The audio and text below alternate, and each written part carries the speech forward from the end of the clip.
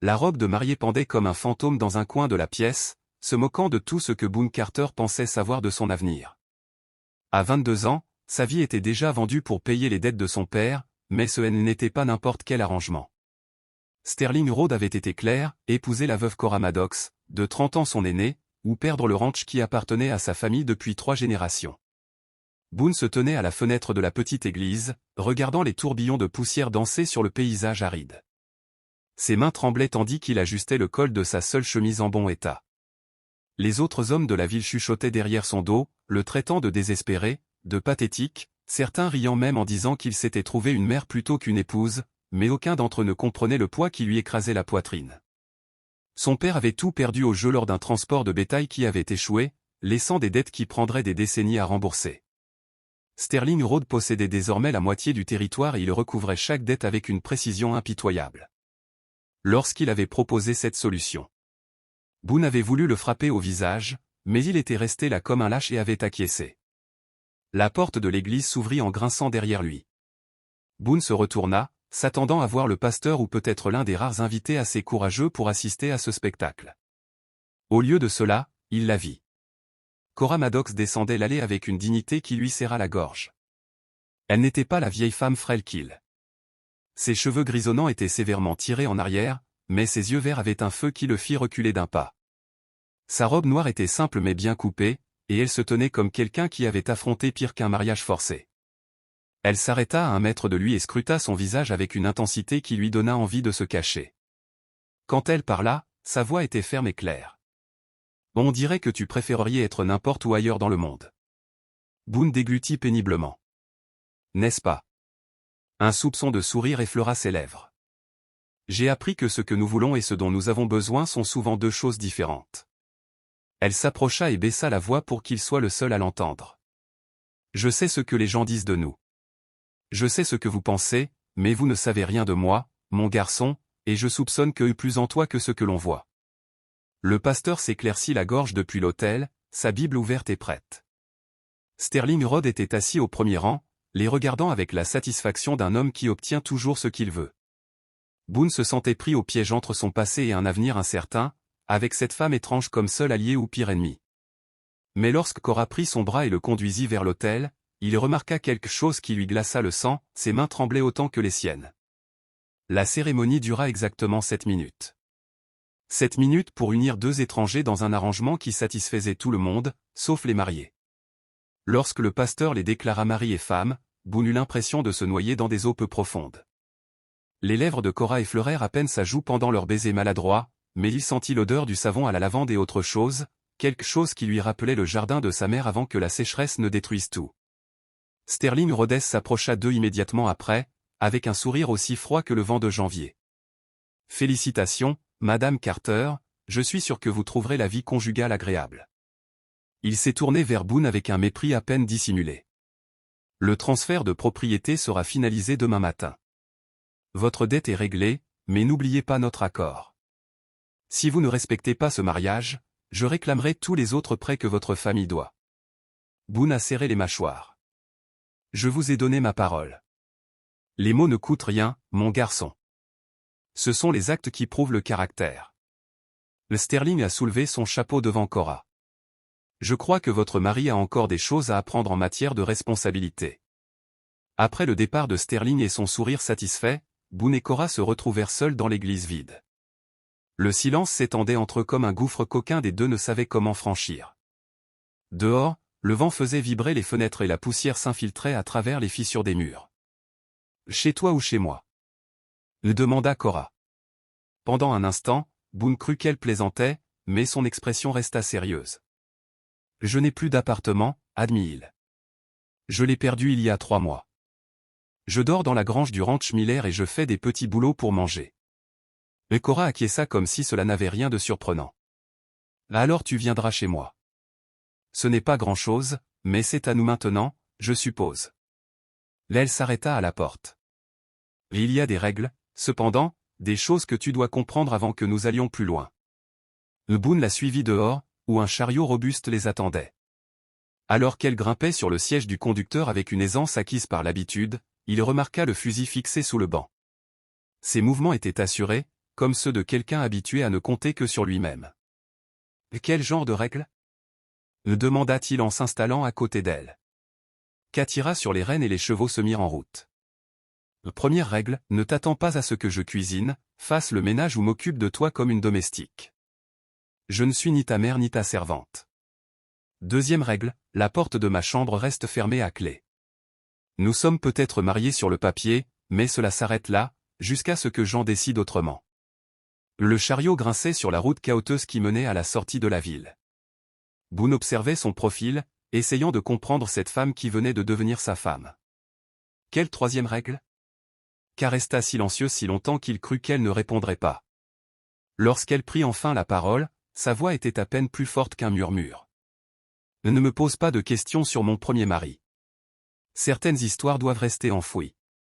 Mais alors qu'ils approchaient d'une petite maison entourée d'une clôture étonnamment bien entretenue, Boone remarqua quelque chose qui le fit se demander combien de secrets sa nouvelle épouse cachait.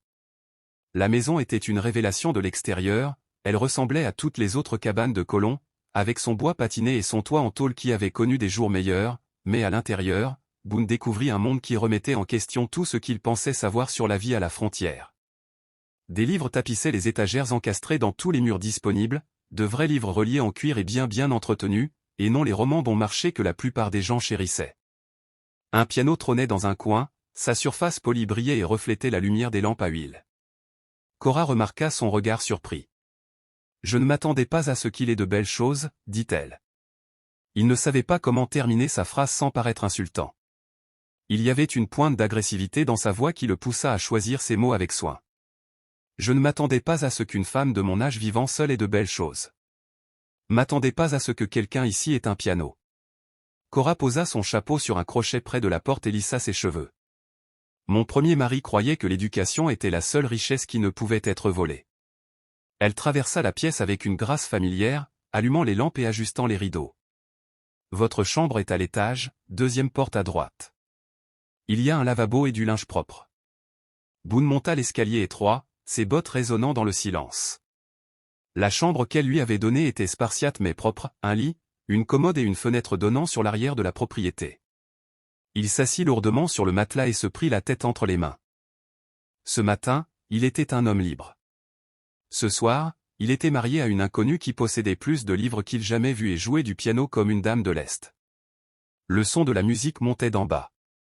Cora jouait quelque chose de lent et de mélancolique, ses doigts se déplaçant sur les touches avec l'assurance de nombreuses années de pratique. Boone se retrouva attiré en haut de l'escalier, écoutant la mélodie envoûtante qui semblait remplir chaque recoin de la maison. La musique s'arrêta brusquement. « Tu comptes rester là toute la soirée ou tu descends manger ?» Gêné d'avoir été surpris, Boone descendit les escaliers. Ka avait disposé du pain, du bœuf froid et des confitures sur la table de la cuisine. Elle versa du café provenant d'une cafetière qui sentait meilleur que tout ce qu'il avait goûté depuis des mois. « Vous jouez magnifiquement bien, dit-il en s'installant en face d'elle. J'ai eu un bon professeur. » Son ton suggérait que la conversation était terminée, mais Boone insista quand même, « Qui vous a enseigné ?»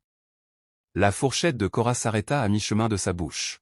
« Quelqu'un qui est mort depuis 5 ans. » Elle se remit à manger avec une concentration délibérée, mais Boone perçut dans son expression quelque chose qui n'y était pas auparavant, de la peur.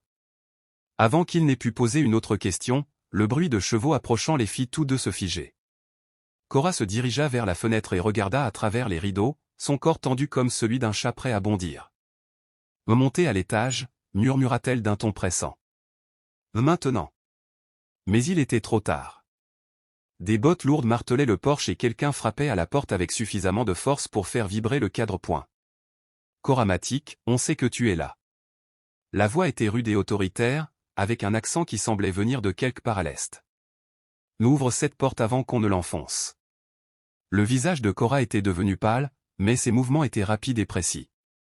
Elle attrapa le fusil sous le comptoir de la cuisine et vérifia les chambres avec une efficacité acquise par l'habitude.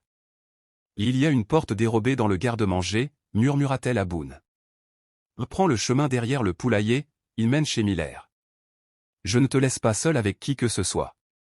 Tu ne comprends pas ces hommes, ils ne sont pas là pour toi, ils sont là à cause de quelque chose qui s'est passé il y a longtemps, quelque chose qui n'a rien à voir avec notre accord.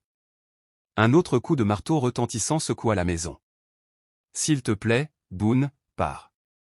Mais quelque chose dans ses yeux, la façon dont ses mains tremblaient malgré sa voix ferme, le fit secouer la tête. Nous vous êtes mariés maintenant, souvenez-vous, pour le meilleur et pour le pire, selon le pasteur. Il s'approcha d'elle. Que veulent-ils? Avant que Cora n'ait pu répondre, la porte explosa vers l'intérieur. 3 hommes se précipitèrent à travers le cadre brisé, leurs vêtements poussiéreux après un long voyage. Le chef était grand et mince, avec des yeux froids qui repérèrent immédiatement Cora à l'autre bout de la pièce. Son sourire était de ceux qui promettent la douleur. La voilà, Madame Thomas Maddox, ou devrais-je dire Madame Catherine Walsh. Boone sentit Cora se raidir à côté de lui. Catherine Walsh. Ce n'était pas le nom qui figurait sur leur certificat de mariage. Je ne sais pas de quoi vous parlez, dit Cora, mais sa voix manquait de conviction. L'homme rit. Cela fait 5 ans que nous vous recherchons, Catherine. 5 ans que vous avez disparu avec quelque chose qui ne vous appartenait pas, il remarqua Boone pour la première fois. Et qui est votre nouveau protecteur? Je suis son mari, dit Boone, surpris par la fermeté de sa propre voix. Son mari? Les sourcils de l'homme se levèrent. C'est touchant. Lui avez-vous parlé de Philadelphie, Catherine? Lui avez-vous parlé de la banque, de ce que vous avez pris lorsque vous vous êtes enfui? Cora leva le fusil, son tir stable malgré tout. Sortez de ma maison. Notre emploi haussa les sourcils. Comme c'est touchant. Tu lui as parlé de Philadelphie, Catherine? Tu lui as parlé de la banque, de ce que tu as pris en t'enfuyant. Cora leva le fusil, son tir était sûr malgré tout.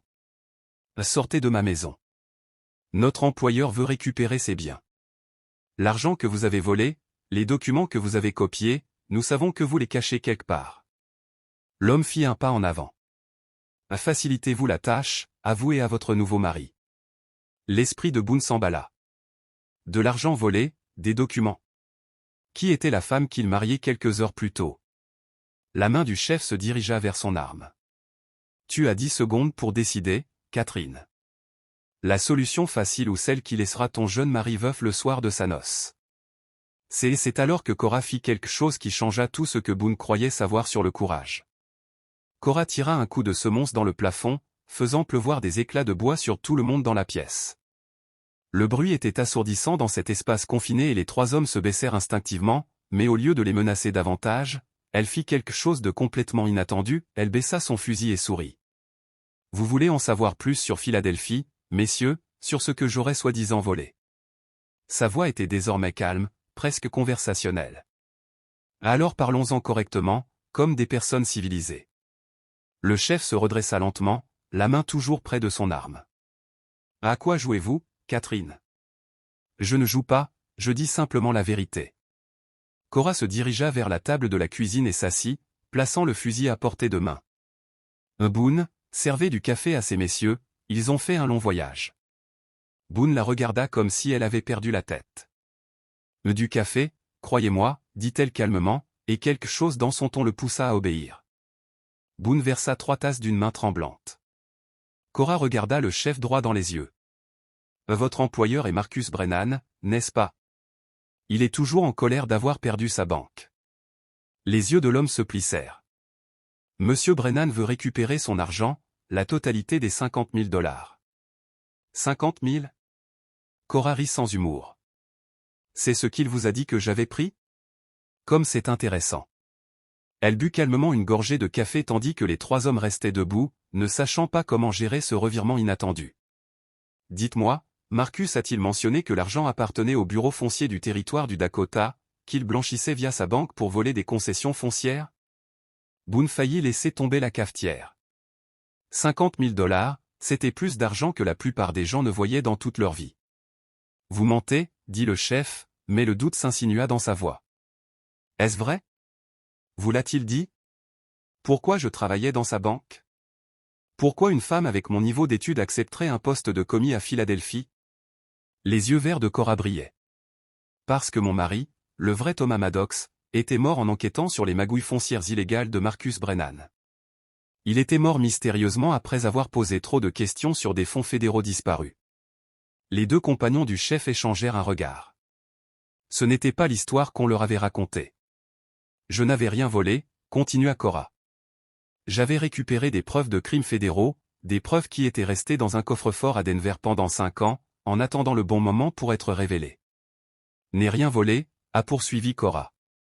J'ai récupéré des preuves de crimes fédéraux, des preuves qui se trouvaient dans un coffre-fort à Denver depuis 5 ans, en attendant le bon moment pour être révélées. Vous bluffez, a dit le chef, mais sa conviction vacillait. Cora s'est levée et s'est dirigée vers la fenêtre, regardant le ciel qui s'assombrissait. Peut-être que je bluffe, ou peut-être que Marcus Brennan vous a envoyé ici pour tuer la seule personne qui peut prouver qu'il volait le gouvernement américain, dit-elle en se retournant vers eux. La question est, messieurs, êtes-vous prêts à être pendus pour meurtre lorsque tout cela sera révélé au grand jour? C'est alors que Boone comprit que sa femme ne protégeait pas seulement de l'argent volé, mais aussi des preuves qui pourraient détruire l'un des hommes les plus puissants du territoire. Le visage du chef s'assombrit à mesure que les paroles de Cora faisaient leur effet.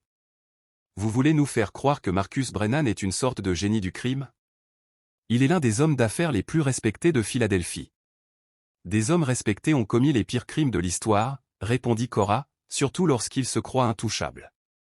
Elle s'approcha des 3 hommes, sa peur semblant avoir fait place à quelque chose de plus dur. Et dites-moi combien il vous paie pour ce travail. Quelques centaines, quelques milliers. Cela ne vous regarde pas, le chef rétorqua, ça le regarde quand vous risquez votre vie pour quelques centimes alors qu'il a volé assez pour acheter une petite ville. La voix de Cora se réduisit à un murmure à peine audible. Vous pensez vraiment que Marcus a l'intention de vous laisser en vie après que vous aurez récupéré ses preuves? Vous avez vu son visage, vous connaissez ses affaires. Les morts ne touchent pas leur salaire et ne racontent pas d'histoire. Boone observait l'échange avec un étonnement croissant.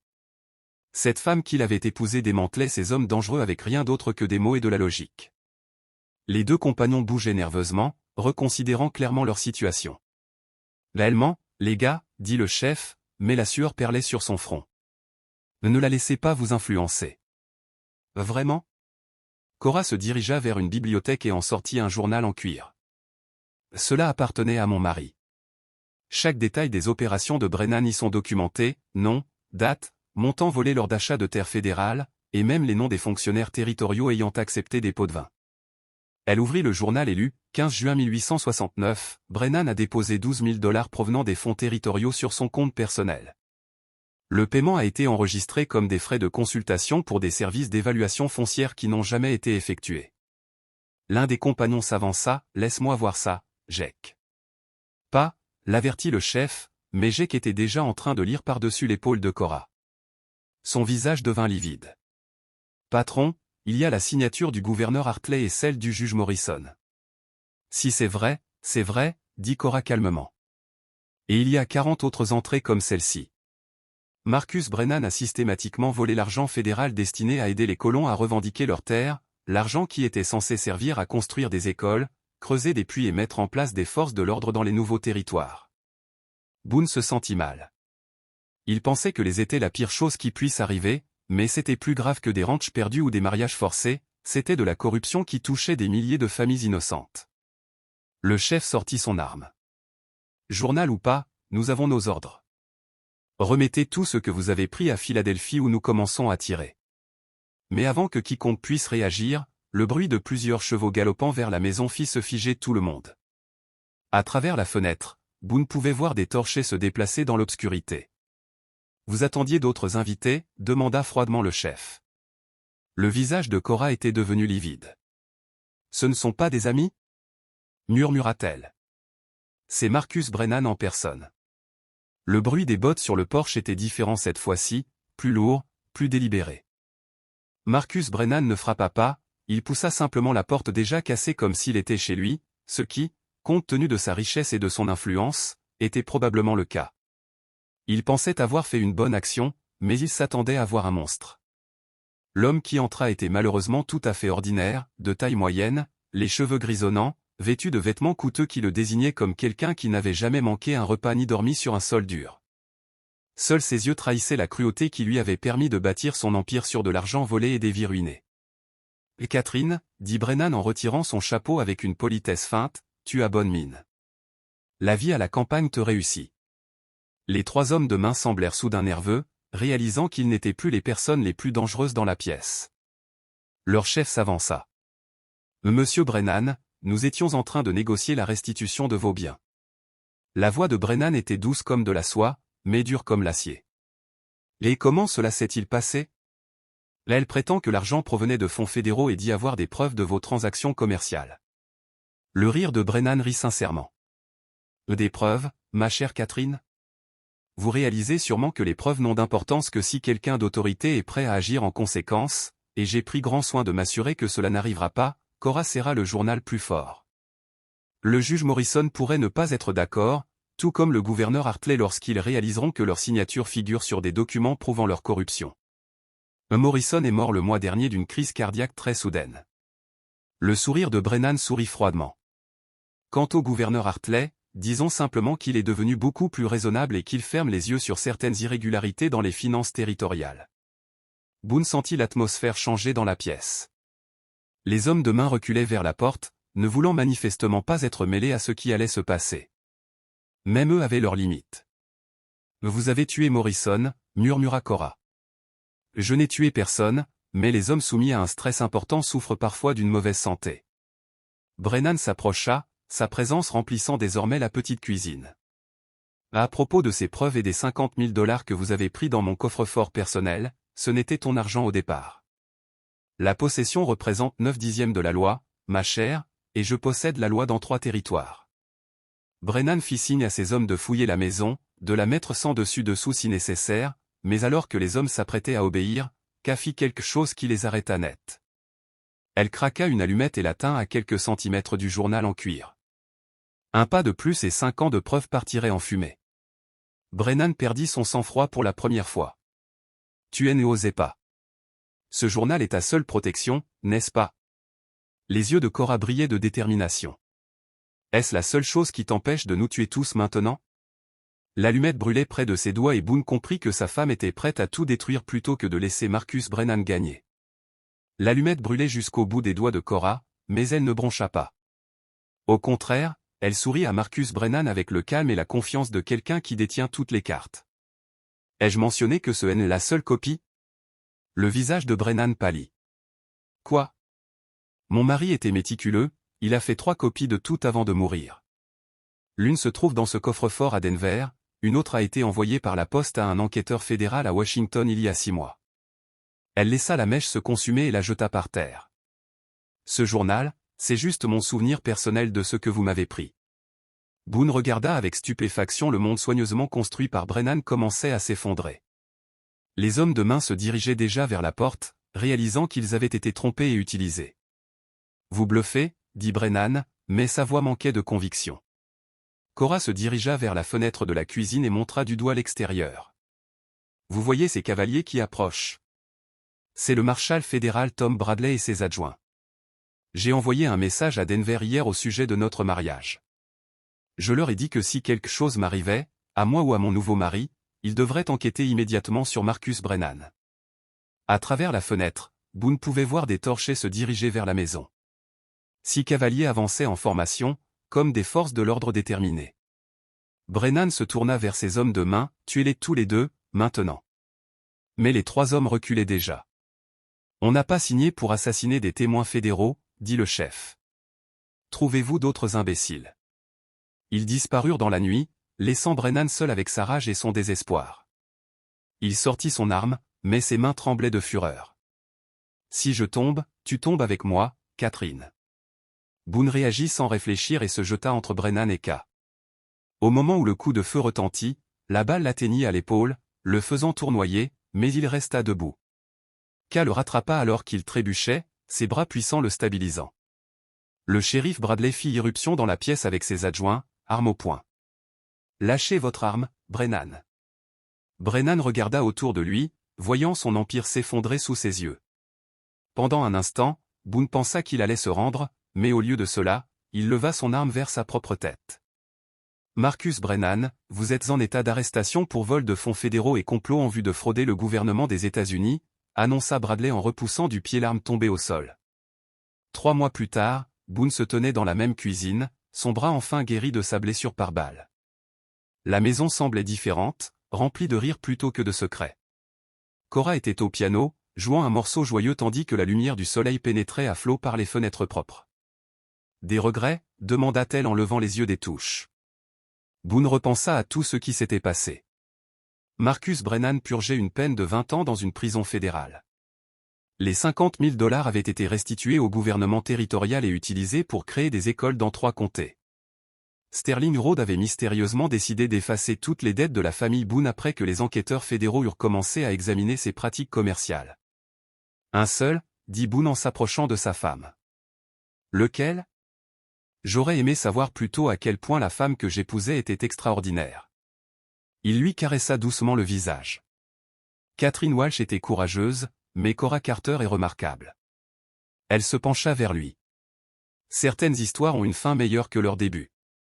De leur fenêtre, la terre s'étendait à l'infini vers l'horizon, pleine de possibilités qu'aucun d'eux n'avait osé imaginer le jour de leur mariage. Si vous avez aimé cette histoire, cliquez sur la vidéo sur votre écran pour regarder un autre conte western inoubliable où le courage et la justice se rencontrent dans une frontière sauvage. N'oubliez pas de vous abonner et d'envisager un super chat pour nous aider à vous proposer d'autres histoires comme celle-ci. Votre soutien compte énormément pour nous.